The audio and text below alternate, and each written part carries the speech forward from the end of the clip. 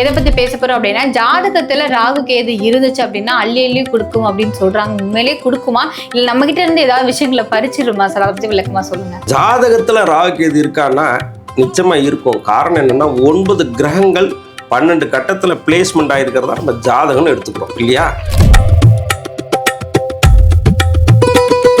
ஜாதகத்துல மேஷம், ரிஷபம், கடகம், கன்னி, மகரத்துல ராகு இருந்தா நற்பலன்களை செய்யும். Okay sir. ஆனா அதே மாதிரி ஒரு ஜாதகத்துல ராகு கேது வந்து உச்சமா இருந்துச்சு அப்படின்னா அது என்ன மாதிரியான பலன்கள் கொடுக்கும் சார்? ஒரு கோவில் எடுத்துங்க.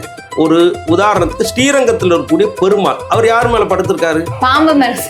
பாம்பு மேலதான் படுத்திருக்காரு. அந்த இடத்துல சுக்கிரன் ஆட்சி, பெருமாள் படுத்திருக்காரு. ராகு சந்திரனோட சேர்க்கை பத்தி சொல்லுங்க சார். ராகு சந்திரன். சந்திரன் அப்படின்னாலே மனோகாரன். ராகுங்கிறது. வணக்கம் சார். வணக்கம். எப்படி இருக்கீங்க? நல்லா இருக்கம்மா. Okay sir. இன்னைக்கு நம்ம வந்து எதை பத்தி பேச போறோம் அப்படின்னா, ஜாதகத்துல ராகு கேது இருந்துச்சு அப்படின்னா அள்ளி அள்ளி கொடுக்கும் அப்படின்னு சொல்றாங்க. உண்மையிலேயே கொடுக்குமா, இல்ல நம்ம கிட்ட இருந்து ஏதாவது விஷயங்களை பறிச்சிருமா சார்? அதை பத்தி விளக்கமா சொல்லுங்க. ஜாதகத்துல ராகு கேது இருக்கான்னா நிச்சயமா இருக்கும். காரணம் என்னன்னா 9 கிரகங்கள் 12 கட்டத்துல பிளேஸ்மெண்ட் ஆயிருக்கிறதா நம்ம ஜாதகம்னு எடுத்துக்கிறோம் இல்லையா. அப்ப டிஎன்ஏ நம்ம சொல்றோம். இப்போ ஒரு ஜெனட்டிக்லேருந்து இன்னொரு ஜெனட்டிக் கடத்தப்படுவதே ராகு தான். அப்ப இவர் தாத்தா மாதிரி இருக்காரு அப்படின்னு சொல்றோம். பாட்டி மாதிரி இருக்காங்க. தாத்தா மாதிரி இருக்கக்கூடிய காரகத்துவம் பூரா ராகு, பாட்டியோட பேசிட்டு இருக்கக்கூடிய எல்லாமே கேது. சரி, இந்த ராகு அள்ளி கொடுக்குமான்னா இருக்கக்கூடிய இடத்துக்கு தகுந்த மாதிரி. ஏன்னா ராகு கேதுக்களுக்கு தனி வீடு கிடையாது. இருக்கக்கூடிய இடத்தை தன் வீட்டா பாவிச்சு அதை செயல்படுத்தும். அப்ப ஜாதகத்துல மேஷம், ரிஷபம், கடகம், கன்னி, மகரத்துல ராகு இருந்தா நற்பலன்களை செய்யும். இதை பாட்டிலே இருக்கு. ஆமேடம், எருது சுறா, நண்டு கண்ணி, இந்த 5 இடத்தில் கருணாகம் விட்டு இருக்க பூமேட தண்ணீர் தொழில் ராஜயோகம்னு சொல்றாங்க. இது இல்லாம நம்ம ரிசர்ச் பண்ணி பார்க்கும்போது சில இடங்களையும் ராகு இருந்தா நல்ல பலனும் செய்யுது. அது என்னன்னா, தனுசுல ராகு இருந்தால் இதை கோதண்ட ராகுன்னு சொல்கிறோம். அதே சமயத்தில் கும்பத்தில் ராகு இருந்தால் இது நல்ல பலன்கள், குபேர சம்பத்தை கொடுக்கக்கூடிய பிளேஸ்மெண்ட்டாக இருக்குது. அப்போ இருக்கக்கூடிய இடங்களுக்கு தகுந்த மாதிரி ராகு வேலை செய்வார். கேது பொதுவாகவே உங்களுக்கு தடையையும் தாமதத்தையும் விரக்தியும் கொடுக்கக்கூடிய கிரகம். இது வெறும் விரக்தியை தான் கொடுக்குமான்னா, ஆன்மீகத்தில் இன்று உச்ச நிலையில் இருக்கக்கூடியவர்களுக்கு எல்லாருக்குமே கேதுவோட தொடர்பு வேணும். அதே சமயத்தில் மிகப்பெரிய அளவில் பொருளாதாரத்தில் ஜெயிக்கணும்னாலும் குரு கேது காம்பினேஷன் வேணும். அப்போ கேது தன்னுடைய இருக்க இடங்களுக்கு தகுந்த மாதிரி சில விஷயங்களை மல்டிபிள் பண்ணி கொடுப்பார். அப்போ ஒரு ஜாதகத்தில் 12ஆம் இடத்துல கேது இருந்தால் தான் அவருக்கு மோட்சஸ்தானம்னு சொல்கிறோம். அப்போ 12ஆம் அதிபதி நல்ல சுபத்துவம் ஆகி கேதுவோட பார்வையில் இருந்தால் இது நடக்கும். அப்போ இருக்கக்கூடிய இடங்களுக்கு தகுந்த மாதிரி அது காம்பினேஷன் வாரியாக உங்களுக்கு வந்து பார்த்திங்கன்னா அது நல்லது செய்யுமா கெட்ட செய்யுமா அவங்க பிறப்பு ஜாதகம் தான் இதை டிசைட் பண்ணுது. Okay sir. ஆனா அதே மாதிரி ஒரு ஜாதகத்துல ராகு கேது வந்து உச்சமா இருந்துச்சு அப்படின்னா அது என்ன மாதிரியான பலன்கள் கொடுக்கும் சார்? ராகு உச்சம் நீசம் அப்படிங்கிறதுல நிறைய கான்ட்ரவர்சி இருக்கு. இப்போ பார்த்தீங்கன்னா சில பஞ்சாங்கங்களில் விருச்சிகத்தில் ராகு உச்சன் போட்டிருக்கும், சில பஞ்சாங்கங்களில் பார்த்தீங்கன்னா ரிஷபத்தில் ராகு உச்சன் போட்டிருக்கும். அதுக்கு நான் ஒரு உதாரணம் சொல்கிறேன்.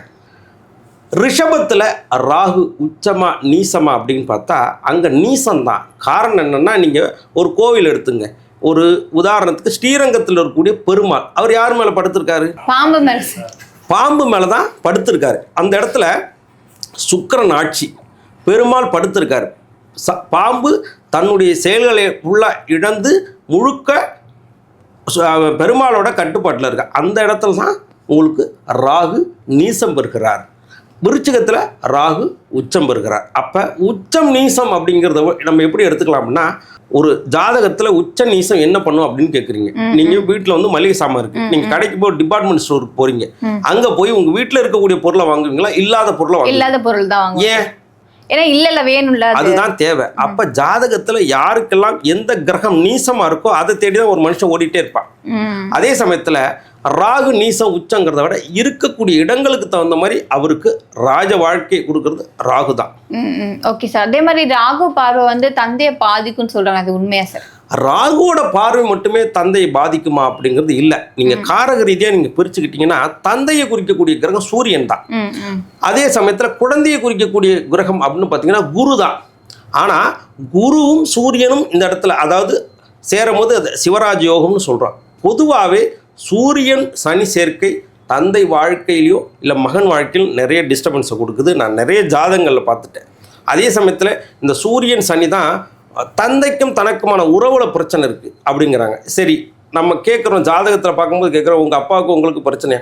அதெல்லாம் இல்லைங்க, நல்லா இருக்குங்க. அப்படின்னா பையன் வெளியூரில் இருக்கார், அப்பா வெளியூரில் இருக்கார், 2 பேரும் ஒரே இடத்துல இல்லாத ஒரு சூழ்நிலை ஏற்படக்கூடிய, ஏன்னா அந்த டிஸ்டன்ஸ் வந்ததுனால இதில் பிரச்சனைகள் வர்றதில்லை. அப்போ ராகுவோட பார்வை மட்டுமே தந்தையை பாதிக்குமாங்கிறது இல்லை.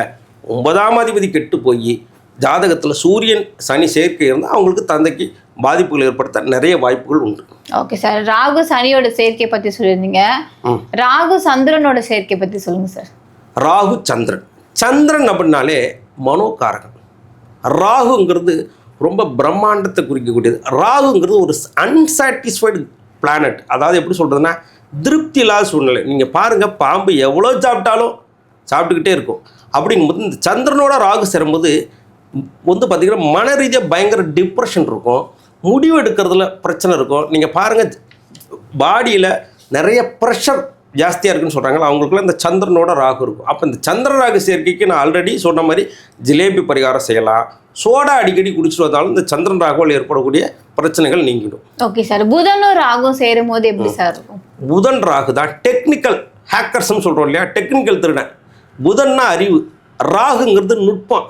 அப்போ ஒரு விஷயத்தை ஈஸியாக ஹேக் பண்ணுறது, ஒரு விஷயத்தை ஈஸியாக அப்சர்வ் பண்ணி அந்த விஷயத்துலேருந்து ஒரு விஷயத்தை உறிஞ்சி எடுக்கக்கூடியது இந்த புதனோட ராகு தான். புதனோட ராகு பயங்கர கிரிமினலான பிரெயின். இதை ப்ராப்பராக நல்ல வழியில் செயல்படுத்தினா நல்ல விதமான பலன்களும், அதை சில விஷயங்கள் அதாவது அவங்க சில விஷயங்களை அப்டேட் பண்ணாலும் சில இல்லீகல் விஷயங்கள் ஏற்படுத்தக்கூடிய அமைப்பும் இந்த புதனோட ராகு சேரும். அப்போ இவங்க அந்த கிரகச்சரிக்கையை இவங்க பாசிட்டிவாக கொண்டு போயிட்டாங்கன்னா ரொம்ப சிறப்பாக இருக்கும். ஓகே சார், இப்போ நெகட்டிவாக இருந்துச்சு அப்படின்னா?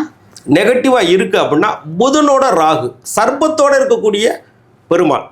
அப்போ லக்ஷ்மி நாராயணர் அப்படின்னு சொல்லக்கூடியவர் பார்த்தீங்கன்னா பாம்பு படம் எடுத்த மாதிரி இருக்கும், கீழே தான் பெருமாள் உட்காந்துருப்பார். அப்போ லக்ஷ்மி நாராயணர் வழிபாடு செய்கிறது ரொம்ப சிறப்பான பலன்களை கொடுக்கும் உங்களுக்கு. ஓகே சார், ஜாதகத்தில் புதன் பவர்ஃபுல் இடத்துல இருந்தால் என்ன மாதிரியான பலன்கள் வரும் சார்? இப்போ ராகு புதனோடு சேர்ந்துருந்தா அப்படின்னு சொன்னீங்க இல்லையா, இப்போ இப்படி வச்சுக்கோம், புதன் வீடு அப்படிங்கிறது மிதுனமும் கன்னியும் தான். அப்போ மிதுனம் அப்படிங்கிறது புதனுக்கு ஆட்சி பெறக்கூடிய வீடு, கன்னிங்கிறது புதன் உச்சம் பெறக்கூடிய வீடு. அப்போ புதனோட ராகு சேர்ந்துருந்து அப்படின்னால இவங்க நுட்பமான அறிவுடையவர்கள். இவங்க அறிவை சரியான வழியில் பயன்படுத்தும் போது இவங்களுக்கு மிகப்பெரிய பிரம்மாண்டமான வெற்றி உண்டு. ஓகே சார், சுக்கிரன் பிளஸ் ராகுவோட சேர்க்கை எப்படி? இந்த சேர்க்கை நல்ல சேர்க்கை தான். அதாவது எப்படின்னா பணத்தை மல்டிபிளாக பெருக்கும், அதே சமயத்தில் எல்லாமே டபுள் ஆக்கும். இது அஃபேர்ஸ்ன்னு சொல்லக்கூடிய இல்லீகல் அஃபேர்ஸ் ஏற்படுத்துறதுக்கு நிறைய வாய்ப்புகள் இருக்குது. பெண்களுக்கு யுற்ற சார்ந்த பிரச்சனைகளை நிறைய பிரச்சனைகள் ஏற்படுத்த வாய்ப்பு இருக்குது. அதே மாதிரி பிசிஓடி ப்ராப்ளத்தை ஏற்படுத்தக்கூடியது இந்த சுக்கரனோட ராகு தான். நல்லா பாருங்கள், இந்த சுக்கரனோட ராகு சேர்ந்தவங்களுக்கெல்லாம் யுட்ரஸ் ரிமூவ் பண்ணியிருப்பாங்க. நீங்கள் ஜாதகத்தில் அந்த திசையோ அந்த புத்தியோ வரும்போது பார்த்தீங்கன்னா யுட்ரஸ் ரிமூவ் பண்ணவங்களுக்கெல்லாம் இந்த சுக்கரனோட ராகு காம்பினேஷன் தான். ஆனால் இது பணச்சேர்க்கைக்கு, பொருளாதார சேர்க்கைக்கு, ஒரு அட்ராக்ஷனுக்கு, ஆப்போசிட் பர்சனை வசீகரிக்கக்கூடிய அமைப்பில் இந்த சுக்கரன் ராகு பிரமாதமாக வேலை செய்யும். ஓகே சார், இதில் சுக்கிரனோட வலிமை அதிகமாக இருக்குது அப்படின்னா அது என்ன மாதிரியான விளைவுகளை ஏற்படுத்தும்? சுக்கிரன் வலிமையாக இருக்குது அப்படின்னா இவங்க அந்த இந்த விஷயத்தை நோக்கி போவாங்க. ராகு வலிமையாக இருக்குன்னா இந்த விஷயத்தை நோக்கி யாராவது தள்ளப்படுவாங்க. ஓகே சார், செவ்வாய் பிளஸ் ராகுவோட சேர்க்கை எப்படி? செவ்வாய் ராகு அப்படிங்கிறது தான் போர் குணம் அப்படின்னு சொல்லக்கூடிய செவ்வாய் வேக கிரகம். ராகு பயங்கர அதை விட ஃபோர்ஸான கிரகம். அப்போ செவ்வாயோட ராகு சேரும்போது நிறைய விபத்துகள் ஏற்பட வாய்ப்புகள் உண்டு.